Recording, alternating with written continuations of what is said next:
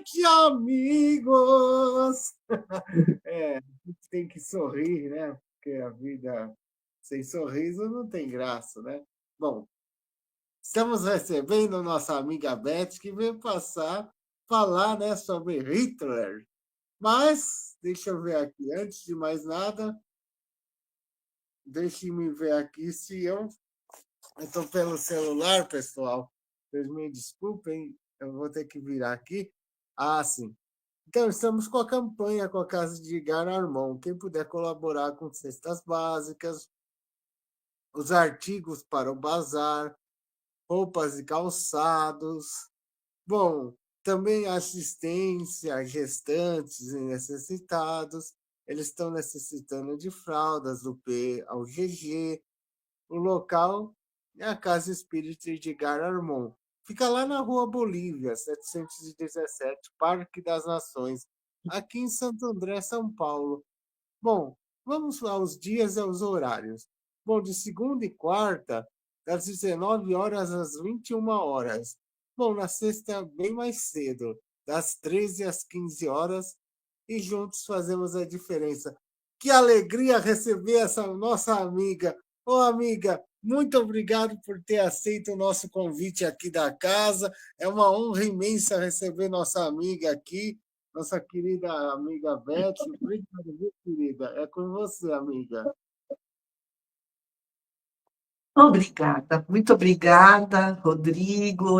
A honra é minha, a alegria, eu me sinto honrada e agradeço imensamente essa oportunidade, ou esses temas interessantes que o Rodrigo nos passa, nos levam a pesquisar um pouquinho e aprender também um pouquinho mais, é bem bacana. Então, hoje a gente vai falar de Adolf Hitler, que foi um ditador da Alemanha nazista entre 1933 e 1945. E ele foi o principal instigador da Segunda Guerra Mundial. Foi o líder que causou o Holocausto, o Führer, né? O Holocausto, a matança de milhões de pessoas. E ele nasceu na Áustria no dia 20 de abril de 1889, e ele, desculpa, ele ia muito mal na escola. Ele queria ser artista. E ele tinha muitos atritos com o pai. E em 1905, ele passou a viver assim de forma boêmia, lá em Viena, com a pensão que ele recebeu com a morte do pai. Então, como órfão de pai, ele tinha direito a uma pensão. O pai faleceu em 1903. E ele passou a viver assim, essa vida dissipada. Ele pintava quadros, mas ele não tinha talento, não tinha o dom da pintura. Em 1907, a mãe morreu e Hitler, então, ficou sem a pensão, porque a pensão era da mãe. Aí ele foi morar em abrigos para sem-tetos. Viena era um local assim de muito preconceito, de muito racismo naquela época. O nacionalismo alemão estava em alta. O nacionalismo é o pangermanismo, né? Então, eles se achavam superiores. E essa ideia toda, assim, influenciou muito Hitler. Os jornais espalhavam preconceitos e cultivavam o medo, né, aos cristãos, dizendo que os judeus iriam invadir o país, e isso lá na Áustria. Em 1913, Hitler foi para a Alemanha, porque ele foi convocado para o exército austro-húngaro, e esse exército, ele era uma mistura de povos, né? Tinha soldados de vários países, e Hitler era xenófobo, né? Ele tinha aversão às pessoas de outras nacionalidades. Então ele foi para a Alemanha para se livrar do alistamento no exército austro-húngaro. E quando eclodiu a Primeira Guerra Mundial, ele se alistou no exército alemão, chegou até a patente de cabo. E não tinha uma educação formal. Por isso, depois da Primeira Guerra Mundial, ele resolveu permanecer no exército. E em 1921, ele se tornou o líder do Partido Nazista, Partido Nacional Socialista, um partido de extrema direita. E ele tentou um golpe de Estado, mas fracassou e foi preso. Na prisão é que ele escreveu o livro Mein Kampf, Minha Luta. Em 1924, ele foi solto da cadeia e havia uma forte oposição ao Tratado de Versalhes, né? O Tratado de Versalhes dizia que a Alemanha teria que devolver as terras que ela havia conquistado, ressarcir os prejuízos aos países vencedores, né? Então, o Tratado de Versalhes responsabilizava a Alemanha pela Primeira Guerra Mundial, se ela perdeu algumas regiões, né? E pagou essas reparações para as nações vencedoras. E havia na Alemanha uma forte oposição a esse tratado de Versalhes, e Hitler aproveitou essa situação. A gente lê lá no Wikipédia que o rancor com o Tratado de Versalhes, junto com a grave crise econômica, social e política do pós-guerra na Alemanha, seria explorado por Hitler para fins políticos.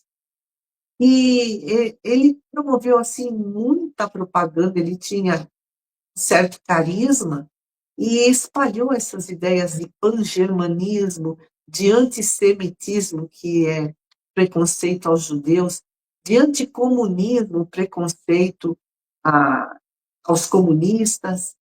O pangermanismo foi uma reação contra o Império Austro-Húngaro. Em vez de cantarem um hino imperial austríaco, esse grupo inventou esse cumprimento assim, Heil Hitler, né? Heil. E aí os discursos do Hitler, começaram a atrair grandes multidões, e fazia muitos discursos, e ele usava bodes expiatórios para culpar as dificuldades econômicas do país. E ele usava o seu magnetismo, né? O seu magnetismo pessoal, porque ele tinha entendimento da psicologia das multidões, ele sabia como falar, o que falar, quando falar. A oratória dele tinha um efeito hipnótico que manipulava as massas. Em 1933, ele foi nomeado chanceler da Alemanha, e era uma ditadura de partido único totalitário, autocrático, de ideologia nacional-socialista, e que pregava a eliminação dos judeus da Alemanha e de outros povos, e os outros povos que eram considerados inimigos da Alemanha. Eles defendiam um Estado de raça pura, os arianos, que são os brancos, loiros e de olhos azuis. Eles tinham profunda hostilidade aos imigrantes, eles queriam estabelecer uma nova ordem e expandir o território.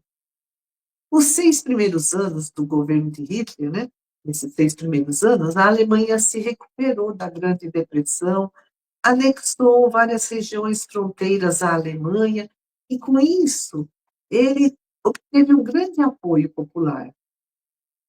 Ele reiniciou assim, um programa de reindustrialização, de rearmamento, até que em 1939 ele invadiu a Polônia, declarando, né, guerra à Polônia, e aí o Reino Unido e a França entraram também nesse conflito, declarando guerra à Alemanha.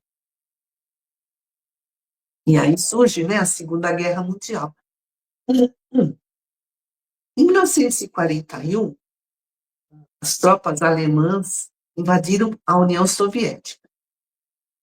Em 1942, os nazistas ocupavam boa parte da Europa continental, do norte da África e quase um terço do território soviético.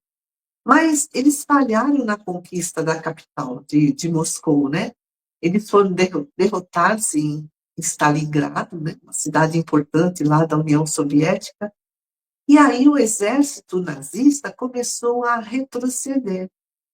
Nesse momento, os Estados Unidos entraram na guerra e, a partir de 1943, a Alemanha sofreu uma série de derrotas. Em janeiro de 1945, as tropas soviéticas entraram na Alemanha.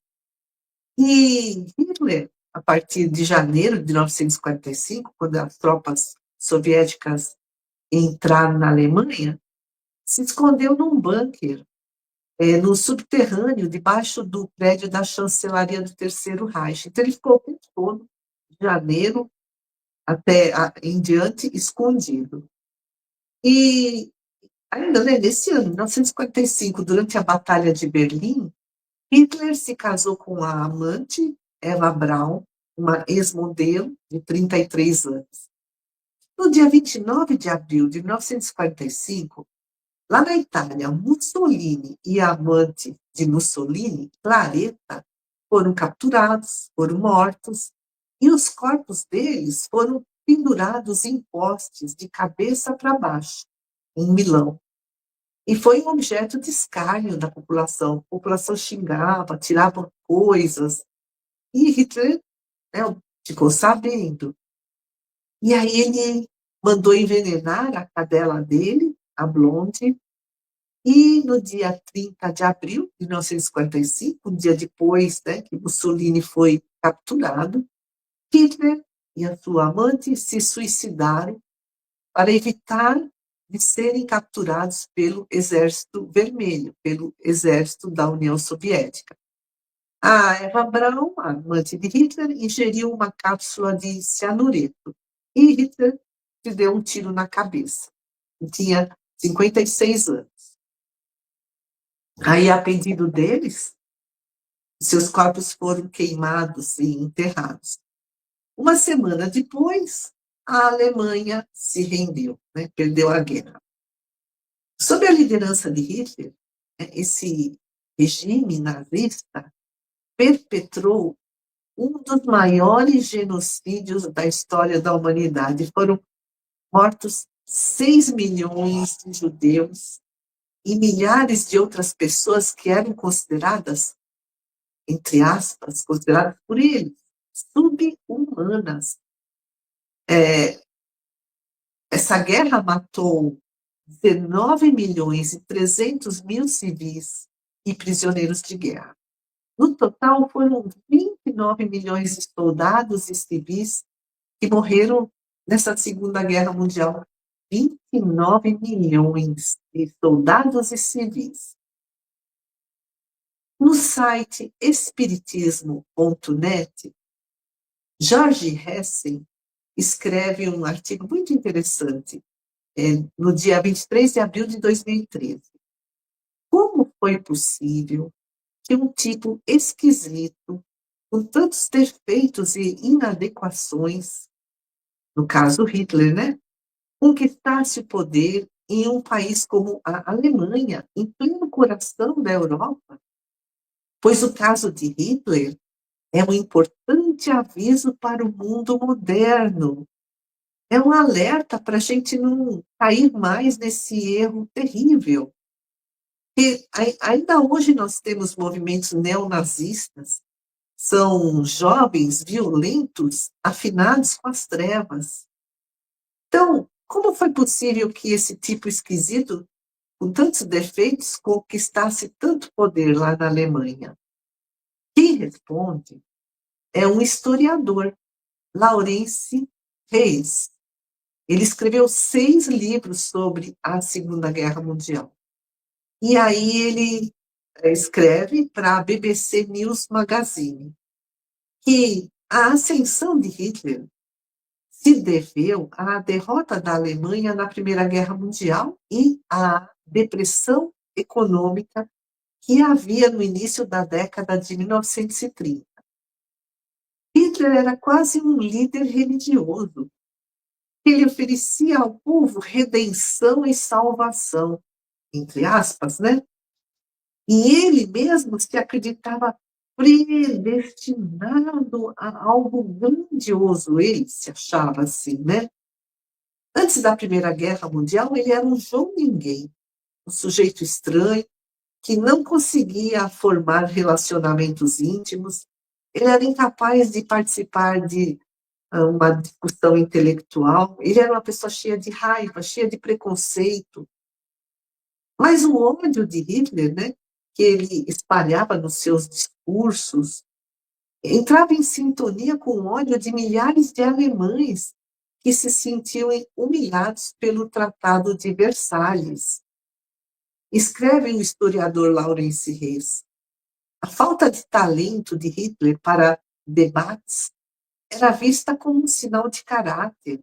Ele se recusava a bater papo, e isso as pessoas achavam que era uma marca de um grande homem que vivia em um mundo à parte e tinha uma voz estridente.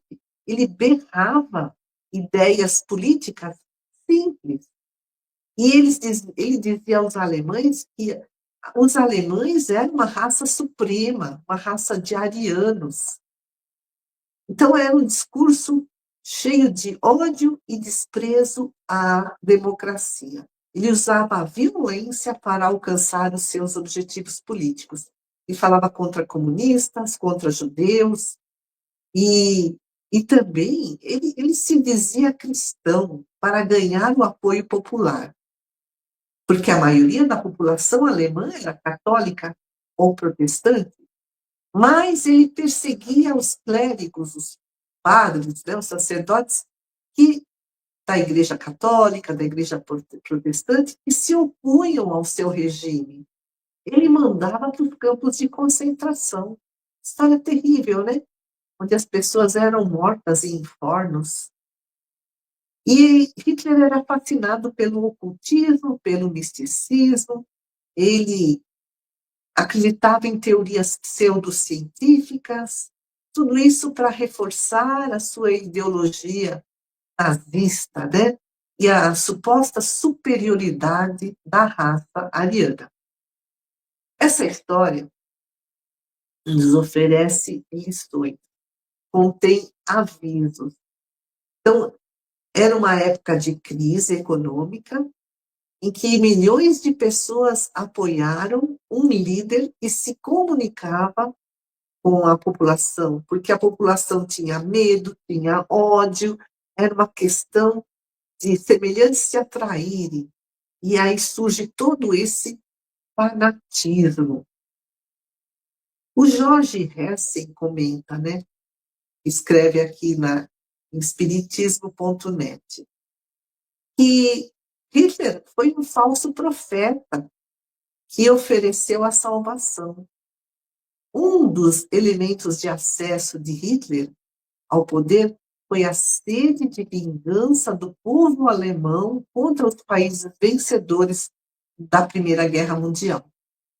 Hitler era excêntrico, desajustado mental em alto grau, obsediado por forças ocultas, e havia uma intervenção massiva de obsessores, tanto encarnados como desencarnados, em toda essa situação.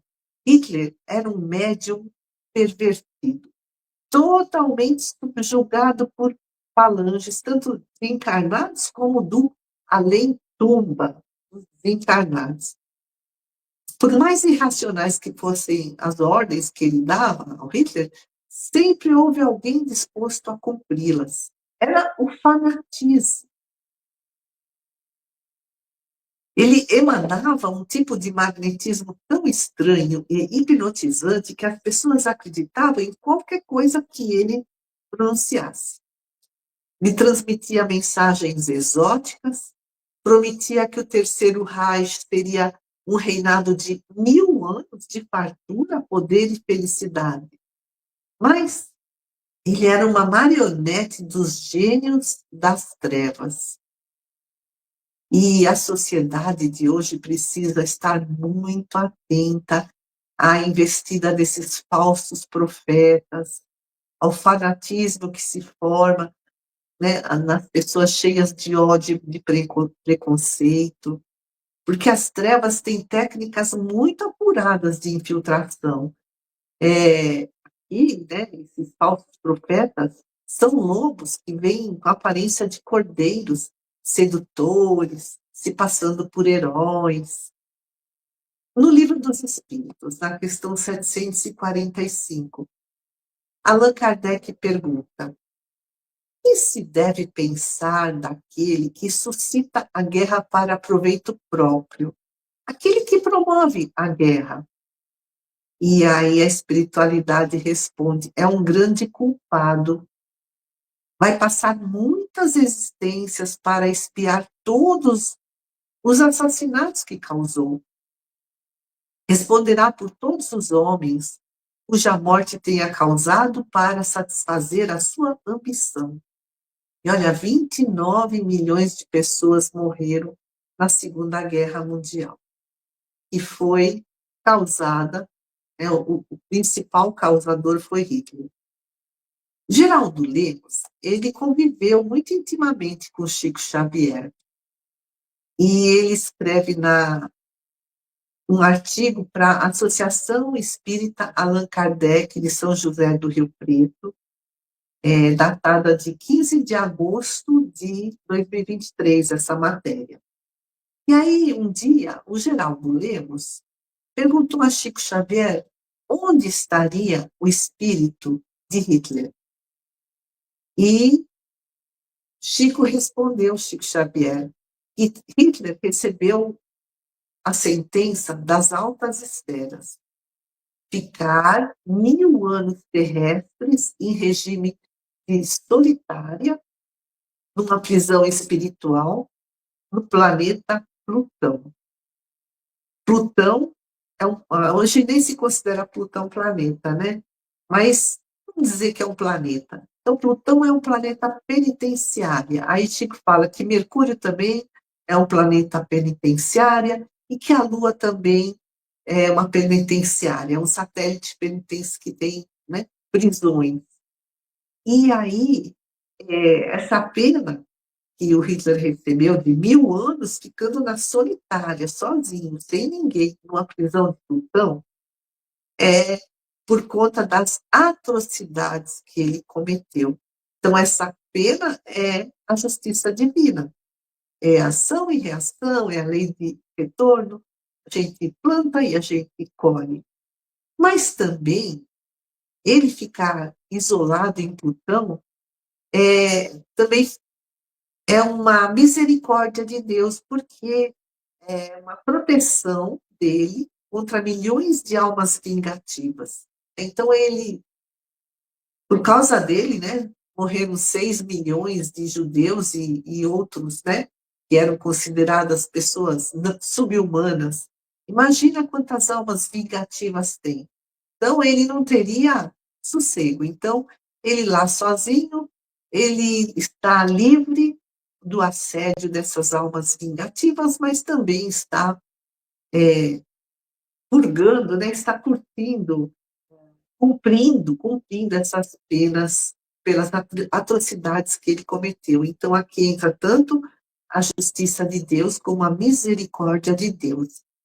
E aí, olha que interessante, quando Mahatma Gandhi desencarnou, ele foi para os planos mais altos lá da Terra, né? Ele que libertou a Índia do domínio da Inglaterra, tudo pela não violência.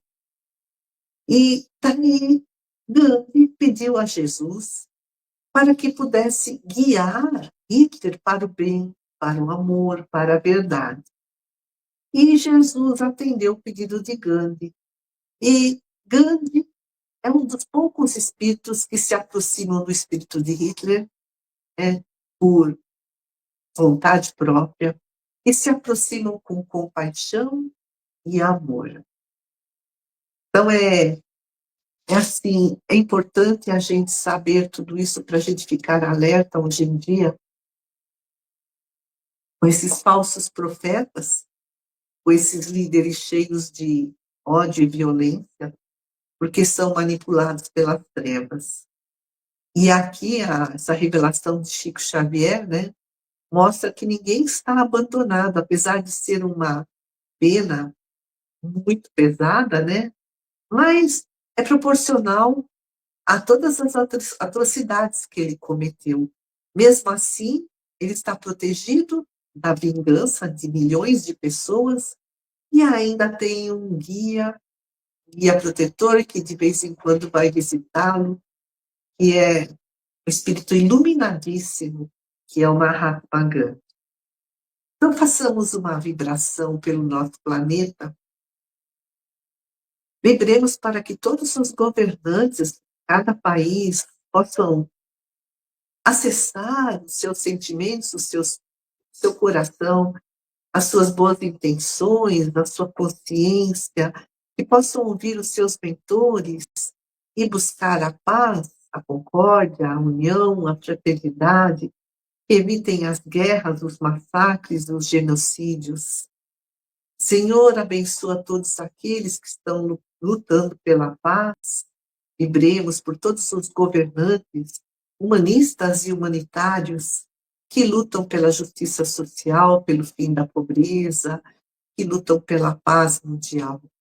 Senhor, nós te pedimos, abençoa também todos os nossos mentores, os mentores de todas as casas de oração, abençoa nossos familiares, abençoa nós mesmos, que possamos trilhar o nosso caminho sempre com muita coragem, com muita humildade, aprendendo com os exemplos de Jesus, aprendendo com o Evangelho.